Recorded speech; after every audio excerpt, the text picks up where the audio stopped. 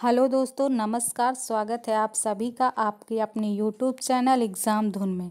तो दोस्तों, हम आगामी जो यूपी टेट है उसकी तैयारी करवाने जा रहे हैं, जिसका हमने पहला विषय लिया है बाल विकास, और ये बाल विकास की पहली क्लास है। तो चलिए दोस्तों, शुरू करते हैं आज का पहला प्रश्न। चलिए दोस्तों, देखते हैं आज का पहला प्रश्न। पहला प्रश्न है, संज्ञानात्मक क्षेत्र का सही क्रम है। तो इसका सही जवाब होगा चौथा, ज्ञान, अवबोध, अनुप्रयोग, विश्लेषण, संश्लेषण, मूल्यांकन। दोस्तों, ये जो संज्ञानात्मक क्षेत्र का सही क्रम है वो ब्लूम की शिक्षण व्यवस्था के अनुसार इसमें बताया गया है। चलिए देखते हैं अगला प्रश्न। अगला प्रश्न है, निम्न में से कौन सा अक्षय शिक्षण की विशेषता नहीं है। तो इसका सही जवाब होगा उत्तर तीसरा, स्वेच्छाचारी। जो शिक्षक होता है उसे स्वेच्छाचारी नहीं होना चाहिए। बाकी ये गुण होने चाहिए, जनतांत्रिक होना चाहिए, सहानुभूतिपूर्ण होना चाहिए, वांछनीय सूचना देने वाला होना चाहिए। चलिए देखते हैं अगला प्रश्न। अगला प्रश्न है, अभिप्रेरणा का प्रत्याशा सिद्धांत किसके द्वारा दिया गया है। तो इसका सही जवाब होगा उत्तर नंबर तीसरा, विक्टर रूम। अगला प्रश्न देखते हैं।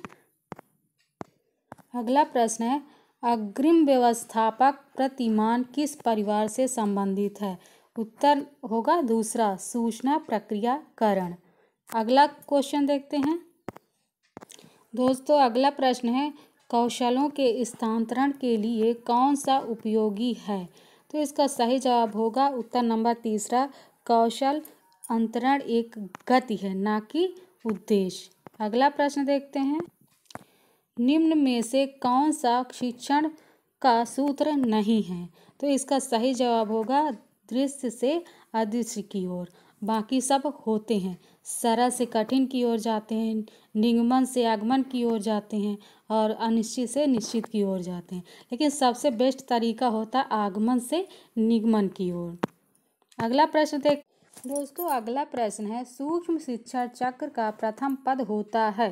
तो इसका सही जवाब होगा योजना बनाना। बाकी ये सब बाद में आते हैं, जैसे कि प्रस्तावना, प्रतिपुष्टि, शिक्षण। चलिए दोस्तों देखते हैं अगला प्रश्न। अगला प्रश्न है, निम्न में से कौन सा अवबोध स्तर के शिक्षण में शामिल है। तो इसका सही जवाब होगा आंसर नंबर चौथा, जो अवबोध स्तर का शिक्षण है उसमें अन्वेषण शामिल है। अगला प्रश्न देखते हैं दोस्तों। अगला प्रश्न है, शैक्षिक सुधारों में प्रभावी विकेंद्रीकरण तभी संभव होगा जब खंड व शंकु संदर्भ केंद्रों की भागीदारी बढ़े, स्थानीय संदर्भ व्यक्ति उपलब्ध हो, अध्यापकों के पास संसाधन और प्रासंगिक सामग्री भी मौजूद हो। तो दोस्तों, इसका सही जवाब होगा उत्तर नंबर चौथा, ABC तीनों सही। दोस्तों, जब सभी चीज़ें मौजूद होंगी तभी शिक्षा में सुधार होगा। अगला प्रश्न देखते हैं, एक छात्र पढ़ा रहा है, उसका नाम लेकर किसी ने बुलाया, निम्न में से किस संवेदना द्वारा वह अपनी अनुक्रिया प्रकट करेगा। तो इसका सही जवाब होगा ध्वनि संवेदना। दोस्तों, जब कोई उसे बुला रहा होगा तब उसे ध्वनि संवेदना द्वारा अपनी अनुक्रिया प्रकट करना पड़ता है। अगला प्रश्न देखते हैं, पियाजे के सिद्धांत के अनुसार प्राक् संक्रियात्मक अवस्था की अवधि क्या है। इसका सही जवाब होगा 2 से 7 वर्ष। अगला प्रश्न देखते हैं, निम्न में से कौन सी बाद की बाल्यावस्था के बौद्धिक विकास की विशेषता नहीं है। तो इसका सही जवाब होगा भविष्य की योजना की सूझबूझ। दोस्तों, जो काल्पनिक भयों का अंत होता है, बढ़ती हुई तार्किक शक्ति होती है, और विज्ञान की काल्पनिक कथाओं में अधिक रुचि बढ़ती है, ये सब बौद्धिक विकास की विशेषताएं हैं। जबकि भविष्य की योजना की जो सूझबूझ है वो बच्चे बाल्यावस्था में नहीं कर पाते हैं। अगला प्रश्न देखते हैं, इसमें से कौन मनोवैज्ञानिक भाषा विकास से संबद्ध है। तो इसका सही जवाब होगा आंसर नंबर दूसरा, चॉम्स्की। अगला प्रश्न देखते हैं, थॉर्नडाइक ने अपने सिद्धांत को किस शीर्षक से सिद्ध किया है।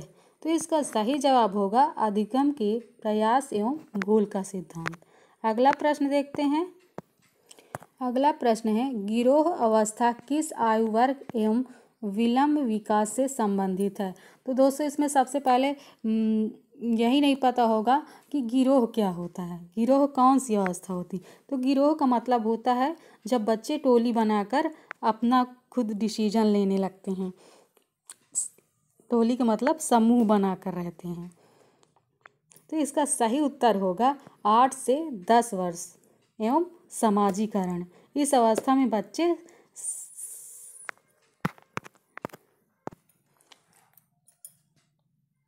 अपने अपने हित वाले साथियों के साथ समूह बना लेते हैं।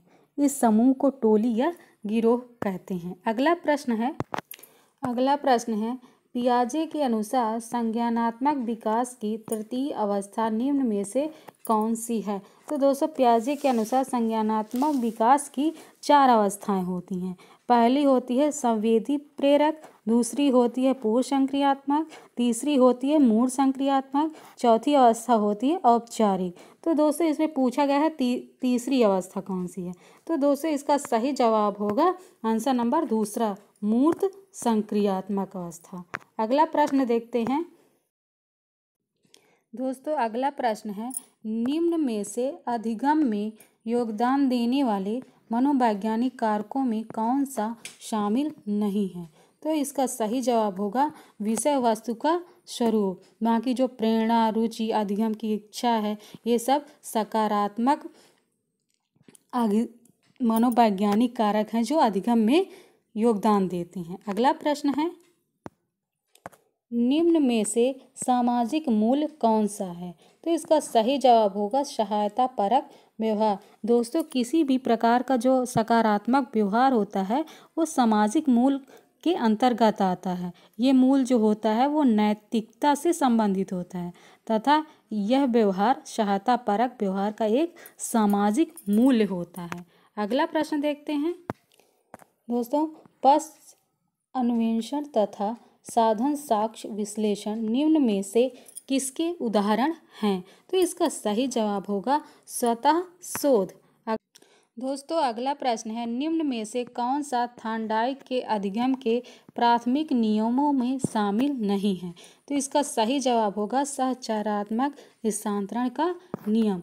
दोस्तों जो थार्नडाइक का अधिगम नियम है, जो प्राथमिक नियम है, उसमें प्रभाव का नियम, अभ्यास का नियम, तत्परता का नियम, ये सब शामिल है। जो कि ये जो सहचारात्मक स्थानांतरण का नियम है वो प्राथमिक नहीं है, ये गौड़ का नियम है। अगला प्रश्न देखते हैं। अनुकूलित अनुक्रिया सिद्धांत किसके अनुकूलन पर बल देता है। तो दोस्तों इसका सही जवाब होगा व्यवहार। ये जो अनुकूलित अनुक्रिया सिद्धांत है ये पावलोव ने दिया था। अगला प्रश्न देखते हैं। अगला प्रश्न है क्रिया प्रसूत अनुबंधन का दूसरा नाम है। तो इसका सही जवाब होगा पहला, नैमित्तिक अनुबंधन। अगला प्रश्न देखते हैं। अगला प्रश्न है निम्न में से कौन सी अधिगम की एक विशेषता नहीं है। इसका सही जवाब है आंसर नंबर तीसरा, अधिगम का अवलोकन प्रत्यक्ष रूप से किया जा सकता है। अगला प्रश्न देखते हैं। अगला प्रश्न है कोहलर यह सिद्ध करना चाहता था कि सीखना, इसका सही जवाब होगा संज्ञानात्मक का। दोस्तों जो कोहलर थे वो गेस्टाल्टवादी मनोवैज्ञानिक थे। इन्होंने सीखने के सूझ का सिद्धांत दिया था। इस सिद्धांत में जो है वो व्यक्ति किसी भी प्रक्रिया को सूझ या अंतर्दृष्टि द्वारा सीखता है जो कि एक संज्ञानात्मक कार्य है। कोहलर ने अनेक पशुओं जैसे वनमानुष, मुर्गी, कुत्ता, बंदर आदि पर प्रयोग किया था। अगला प्रश्न देखते हैं। किसी भी नई भाषा को सीखने के लिए कहाँ से प्रारंभ किया जाना चाहिए। इसका सही जवाब होगा उत्तर नंबर तीसरा, अक्षरों व शब्दों के मध्य साहचर्य से। दोस्तों जो किसी भी प्रकार की जो कोई भी नई भाषा सीखनी होती है तो उसमें सबसे पहले आता है वर्ड लिपि को समझना चाहिए। ठीक है। साथ ही अक्षरों और शब्दों के मध्य जो साक्षरता होता है उसे समझना आवश्यक होता है। अगला प्रश्न देखते हैं। अगला प्रश्न है, समावेशी कक्षा में किस प्रकार के छात्र शामिल होते हैं? तो इसको सही जवाब होगा सामान्य से विशिष्ट, समान और विशिष्ट छात्र। अगला प्रश्न देखते हैं। अगला प्रश्न है, अधोलिखित में गणित संबंधित अधिगम अक्षमता को कौन सा पद परिभाषित करता है? इसका सही जवाब होगा गणना दोष। अगला प्रश्न देखते हैं। दोस्तों अगला प्रश्न है, समावेशीकरण की सफलता के लिए आवश्यक है। इसका सही जवाब होगा आंसर नंबर 14 संवेदनशीलता। दोस्तों जो समावेशी शिक्षा होती है उसमें विभिन्न प्रकार के विद्यार्थी शामिल होते हैं, जिसमें संवेदनशील होना बहुत जरूरी है। अगला प्रश्न देखते हैं। निम्न में से कौन सा संवेग का तत्व नहीं है? इसका सही जवाब होगा चौथा संवेदी। दोस्तों जो बाल्यावस्था में बच्चे होते हैं तो उनके अनेक प्रकार के संवेग होते हैं। क्रोध, डर, उत्सुकता, जलन, दुख, ये सब संवेग होते हैं। तो दोस्तों आज का वीडियो यहीं तक, मिलते हैं अगले वीडियो में। तब तक के लिए शुक्रिया, धन्यवाद।